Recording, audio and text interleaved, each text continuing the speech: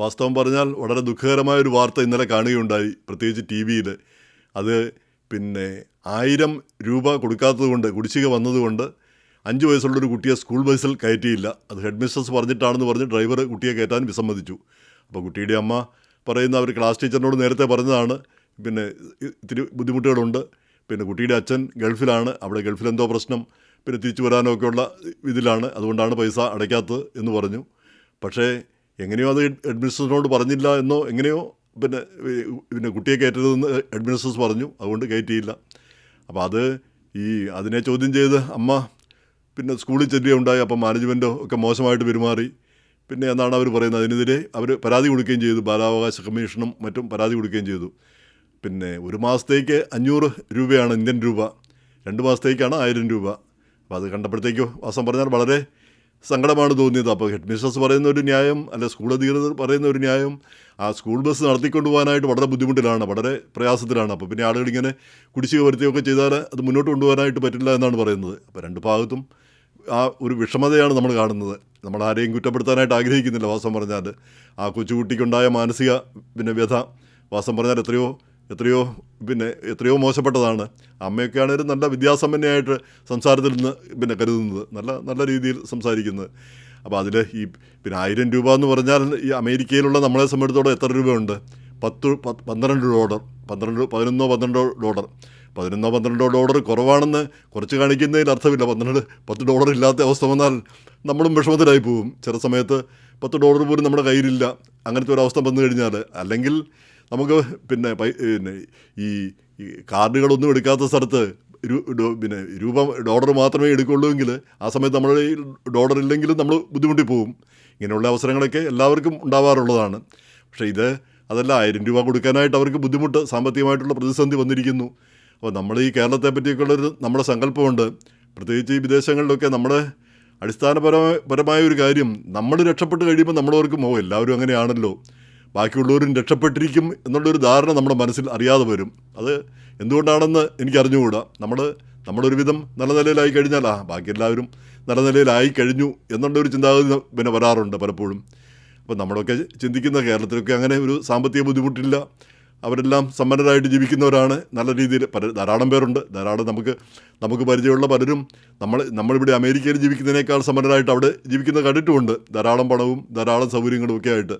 പക്ഷേ നല്ലൊരു വിഭാഗം ആളുകൾ ഇങ്ങനെയുള്ള ചെറിയ കാര്യങ്ങൾക്ക് പോലും ബുദ്ധിമുട്ടുന്ന ഒരവസ്ഥ കാണുന്നുമുണ്ട്. നമ്മൾ കേരളം വലിയ അങ്ങേരത്തേതാണ്, കേരളത്തിലെല്ലാം വലിയ ഭയങ്കര സംഭവമാണെന്നൊക്കെ നമ്മൾ പൊങ്ങച്ചം പറയാറുണ്ട്. പക്ഷേ ഇങ്ങനെയുള്ള അവസ്ഥകൾ നമ്മുടെ നാട്ടിൽ നിലനിൽക്കുന്നു.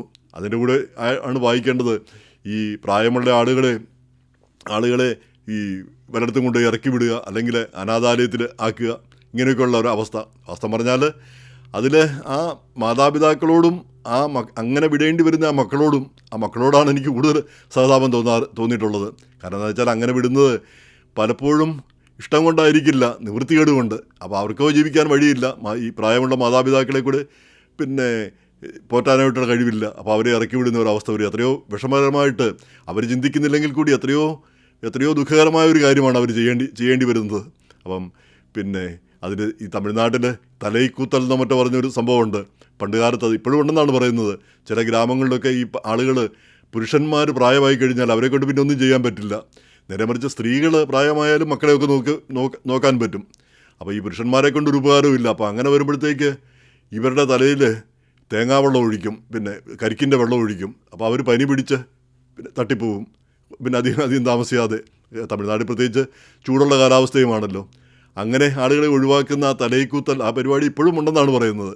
അങ്ങനെയുള്ള അവസ്ഥകൾ. അപ്പോൾ അങ്ങനെയൊക്കെ ചെയ്യേണ്ടി വരുന്നവരും അനുഭവിക്കേണ്ടി വരുന്നവരുമായ ആളുകൾ ഉണ്ടെന്ന് പറയുന്നത് എത്രയോ സങ്കടകരമായ ഒരു കാര്യമാണ്. പലപ്പോഴും നമ്മൾ അമേരിക്കയെ പറ്റി പറയും, അമേരിക്കയിൽ വരുമ്പോൾ നമുക്ക് 100 കൂട്ടം പരാതികൾ പറയുന്ന ആളുകൾ നമ്മുടെ ചുറ്റുമുണ്ട്. നമുക്കതില്ല, ഇതില്ല, അല്ലെങ്കിൽ എന്നേക്കാൾ മറ്റവന് നാട്ടിൽ അവനൊന്നുമില്ലായിരുന്നു, പക്ഷേ ഇവിടെ വന്നപ്പോഴത്തേക്ക് അവൻ ഭയങ്കരനായിപ്പോയി, അതിസമ്പന്നനായിപ്പോയി, അല്ലെങ്കിൽ വലിയ ഉദ്യോഗങ്ങളിൽ വന്നു, നമ്മുടെ അത്ര വിദ്യാഭ്യാസമില്ല. ഇങ്ങനെ നാനാവിധമായിട്ടുള്ള പരിഭവങ്ങൾ നമുക്കെല്ലാവർക്കും ഉണ്ട്. പക്ഷേ എന്നാൽ പോലും ഈ അമേരിക്കയിൽ ജീവിക്കുമ്പോൾ പല കാര്യങ്ങളിലും നമ്മൾ സമ്പന്നരാണ്. പല കാര്യങ്ങളിലും നാട്ടിലെ വെച്ച് നോക്കുമ്പോൾ പല രംഗങ്ങളിൽ, ഇപ്പം ഭക്ഷണത്തിൻ്റെ കാര്യത്തിൽ ഇവിടെ ഭക്ഷണത്തിന് വിലക്കുറവാണ്, നാട്ടിൽ ഭക്ഷണത്തിന് വലിയ വിലയാണ്. അതാണ് നാടും ഇവിടെയും തമ്മിലുള്ള വ്യത്യാസം. ഞാനൊക്കെ ഓർക്കുന്നുണ്ട്, ഇവിടെ വന്നിട്ടാണ് നമ്മൾ ഭക്ഷണം പിന്നെ മനസ്സ് നിറച്ച് കഴിച്ചത്, മനസ്സ് നിറച്ച് പിന്നെ വയറ് നിറച്ച് അവിടെയും കഴിച്ചിട്ടുണ്ട്. പക്ഷേ മനസ്സ് നിറച്ച് നമുക്ക് ഇഷ്ടം പോലെ നമുക്ക് വേണ്ട തരത്തിലുള്ള ഭക്ഷണങ്ങൾ ഉണ്ടാക്കുകയോ വാങ്ങുകയോ അല്ലെങ്കിൽ പിന്നെ പാർട്ടികളിലും മറ്റും പോവുകയോ ഒക്കെ ചെയ്ത് നമുക്കത് നാട്ടിൽ പലപ്പോഴും നമ്മൾ എപ്പോഴും പിന്നെ അങ്ങനെ ചെയ്യരുത്, അമിതമായിട്ടാവരുത് ഒരു കാര്യം. പിന്നെ കാരണം ധാരാളം ആളുകൾ ബുദ്ധിമുട്ടിലും വിഷമത്തിലും ഉണ്ട്. അപ്പം നമ്മുടെ സൗഭാഗ്യങ്ങൾ അമിതമായിട്ട് പിന്നെ ആഘോഷിക്കരുത്, അത് ഉപയോഗിക്കരുത് എന്നുള്ള ആ രീതിയിലാണ് നമ്മൾ പഠിച്ചു വെച്ചിരിക്കുന്നത്. പക്ഷേ ഇവിടെ വരുമ്പോൾ അങ്ങനെ ഒരു പ്രശ്നമില്ല. ഇപ്പം നാട്ടിൽ ഐസ്ക്രീം പോലും ഒരു ഐസ്ക്രീമാണ് നമ്മൾ കഴിക്കുക. ഇവിടെ ഇപ്പോൾ എത്ര വേണേലും നമുക്ക് കഴിക്കാം. പാർട്ടികളിലൊക്കെ ചെന്ന് നമുക്ക് ആവശ്യമുള്ള പലതരം സ്വീറ്റ്സാണ് വെച്ചിരിക്കുന്നത്. ഇഷ്ടമുള്ളത് എടുക്കാം, പിന്നെ ആവശ്യം പോലെ എടുക്കാം. അപ്പം നാട്ടിലൊക്കെ ഇപ്പം മാറിയിട്ടുണ്ട്. സമ്പന്നരുടെ ഇടയിൽ നമ്മളെക്കാൾ സൗകര്യത്തിൽ അവർ ജീവിക്കുന്നുമുണ്ട്. പക്ഷേ അതേസമയം തന്നെ ഇങ്ങനെയുള്ള കാര്യങ്ങളും നടക്കുന്നു. അപ്പോൾ അതിൻ്റെ ഇടയ്ക്ക് ഈ മക്കൾ ഇങ്ങനെ വിടുന്ന മക്കൾ, അപ്പോൾ അതിൻ്റെ ഇടയ്ക്ക് മാതാപിതാക്കളുടെ പ്രശ്നങ്ങളും കാണുന്നുണ്ട്. ഈ ഇടയ്ക്ക് എവിടെയാണ്, തൃശ്ശൂർ ജില്ലയിൽ എവിടെയോ പിന്നെ ഈ മാതാപിതാക്കളെ എവിടെയോ കൊണ്ടുപോയി പാർപ്പിച്ചിരിക്കുകയായിരുന്നു. അപ്പോൾ അവരിൽ ഒരാൾ മരിച്ചു. അപ്പോൾ മരിച്ചിട്ട് അവരുടെ വീടിൻ്റെ വീടിൻ്റെ അടുത്ത് കൊണ്ടുവന്നിട്ട് ആ വീട് തുറന്നു കൊടുക്കുന്നില്ല മക്കൾ. കാരണം അത്രയ്ക്ക് ഉപദ്രവമായിട്ടാണ് മക്കളും കാണുന്നത്. അപ്പം അങ്ങനെയും ഉണ്ട്. രണ്ട് രീതിയിലും മക്കളെ ഉപേക്ഷിക്കുന്നവർ, മക്കളെ ഉപേക്ഷിക്കുന്നവർ, അല്ലെ മക്കൾക്ക് ഭാരമാകുന്നവർ, മക്കൾക്ക് ശല്യമാകുന്നവർ. അപ്പം വാസ്തവം പറഞ്ഞാൽ മക്കൾക്ക് ശല്യമാകരുത് എന്നുള്ളതാണ് നമ്മുടെ ഇന്ത്യൻ സങ്കല്പം. എന്താണ്, നമ്മൾ മക്കളെ വളർത്തുന്ന ഒരു ഇൻഷുറൻസ് എടുക്കുന്ന പോലെയാണ് എന്നാണ് പറയാറ്. അതായത് ഭാവിയിൽ നമുക്ക് ഉപകാരപ്പെടണം മക്കളെ വളർത്തുന്നത്.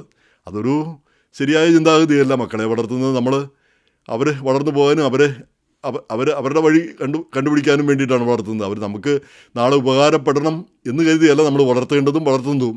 പക്ഷേ അങ്ങനെ ഒരു സാമ്പത്തിക സിസ്റ്റം ഇന്ത്യയിൽ നിൽക്കുന്നു. അമേരിക്കയിലൊന്നും അങ്ങനെയില്ല.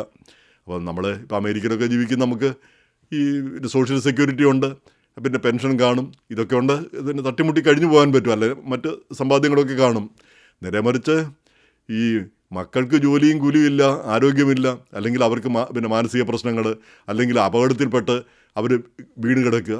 അങ്ങനെയുള്ള മക്കളെ കാരണവന്മാർ നോക്കേണ്ടി വരിക എന്ന് പറഞ്ഞാൽ അത് എത്രയോ ഹൃദയഭേദകമായ ഒരു കാര്യമാണ്. വാസ്തവം പറഞ്ഞാൽ മക്കളെ നോക്കാനുള്ള ഒരു സാഹചര്യം നമുക്കുണ്ടാവരുതെന്നാണ് എന്നെപ്പോലുള്ളവർ എപ്പോഴും പ്രാർത്ഥിച്ചിട്ടുള്ളത്. നമ്മളെ അവർ നോക്കേണ്ട ഒരു കാര്യമില്ല. നമുക്കിങ്ങനെയുള്ള സൗകര്യങ്ങളൊക്കെ ഉണ്ട്, പക്ഷേ എല്ലാവർക്കും ഇല്ല എന്നുള്ളത് വസ്തുതയുമാണ്. അപ്പോൾ അതിൻ്റെ ഇടയ്ക്കാണ് ഇങ്ങനെയുള്ള ദുഃഖകരമായ വാർത്തകളുമൊക്കെ നമ്മൾ കാണാറുള്ളത്. അപ്പം കേരളം സമ്പന്നമാണെന്നും കേരളത്തിലെല്ലാം ഉണ്ടെന്നൊക്കെ രാഷ്ട്രീയക്കാർ പറയുന്നുണ്ടെങ്കിലും എല്ലാമില്ല. ആളുകളുടെ സാമ്പത്തിക സ്ഥിതി, അവർക്ക് ഈ ഒരു മാസം ശമ്പളം കിട്ടിയില്ലെങ്കിൽ, അല്ലെങ്കിൽ എന്തെങ്കിലും ഒന്ന് മുടങ്ങിൽ നമ്മുടെ കണക്കൂട്ടലിൽ എന്തെങ്കിലും ഒരു പിഴവ് വന്നാൽ അവർ വിഷമത്തിലായി പോകുന്നു. കാരണം അത് നമ്മുടെ ആ മൊത്തത്തിലുള്ള ഒരു സാമ്പത്തിക സിസ്റ്റം തന്നെ അതാണ്. അപ്പോൾ അത് നമുക്കൊന്നും ചെയ്യാനാവില്ല. പക്ഷേ നമ്മുടെ ആ സിസ്റ്റത്തിൽ ഈ മൊത്തത്തിൽ ആളുകൾക്ക് സമ്പത്തുണ്ടാവണമെങ്കിൽ പുതിയ ജോലികളും പുതിയ സ്ഥാപനങ്ങളും പുതിയ കാര്യങ്ങളും ഒക്കെ വരണം. അപ്പോൾ അങ്ങനെയുള്ള ഇന്നവേറ്റീവായിട്ടുള്ള കാര്യങ്ങളാണ് കേരളത്തിലൊക്കെ വരേണ്ടതെന്ന് പലപ്പോഴും തോന്നിപ്പോകാറുണ്ട്. ഇങ്ങനെയുള്ള അവസ്ഥകൾ ഉണ്ടാവാതിരിക്കാൻ വേണ്ടിയുള്ള സിസ്റ്റം, ആളുകൾ ഇപ്പം 1000 രൂപ ആരെങ്കിലും സഹായിച്ചു എന്നുള്ളതല്ല കാര്യം ഇരിക്കുന്നത്. ഇങ്ങനെയുള്ള അവസ്ഥകൾ ഉണ്ടാവാതിരിക്കാൻ വേണ്ടി എന്ത് ചെയ്യാൻ പറ്റും എന്നുള്ളതിനെപ്പറ്റിയുള്ള ചിന്താഗതികളാണ് ഉയർന്നു വരേണ്ടത്. അതിനുള്ള ഇന്നവേറ്റീവായിട്ടുള്ള പദ്ധതികൾ, അതായത് പ്രധാനപ്പെട്ട കാര്യം സമ്പത്തുണ്ടാകാനായിട്ട് നമ്മുടെ രാജ്യത്ത് സമ്പത്ത് ഉണ്ടാവണം, പണം ഉണ്ടാവുന്ന ഓരോന്നിൻ്റെയും മൂല്യങ്ങൾ വർദ്ധിക്കുന്ന ഒരു സ്ഥിതി ഉണ്ടാവണം. അല്ലാതെ എന്നും ദാരിദ്ര്യത്തിൽ കഴിയുക എന്ന് പറയുന്നതും ശരിയായ ഒരു കാര്യമല്ലല്ലോ.